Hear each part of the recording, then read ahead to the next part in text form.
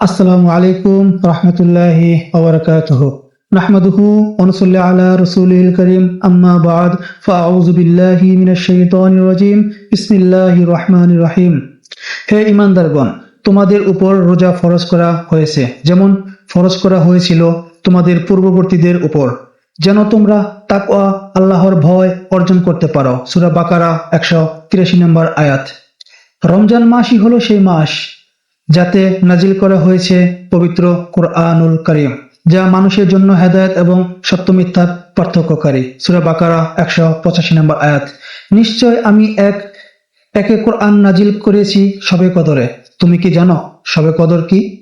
শবে কদর হলো হাজার মাসের চেয়েও শ্রেষ্ঠ। সূরা কদর 1 থেকে 3 নম্বর আয়াত।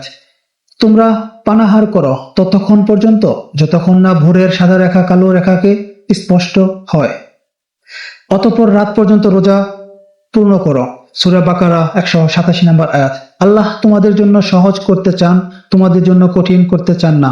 সূরা বাকারা 185 নম্বর আয়াত। তাই সাধ্যমতো ইবাদত করে যাও, আমিন। রাসূল সাল্লাল্লাহু আলাইহি ওয়াসাল্লাম বলেছেন, যে ব্যক্তি ঈমানের সাথে ও সওয়াবের আশায় রমজানের রোজা রাখে, তার অতীতের সব গুনাহ মাফ করে দেওয়া হয়, আমিন। বুখারী ও মুসলিম শরীফ। নবী করিম সাল্লাল্লাহু আলাইহি ওয়াসাল্লাম বলেছেন, রোজাদারের মুখের গন্ধ আল্লাহর কাছে মেসওয়াকের সুগন্ধি, সুঘ্রাণের চেয়েও বেশি প্রিয়। সহিহ ও বুখারী।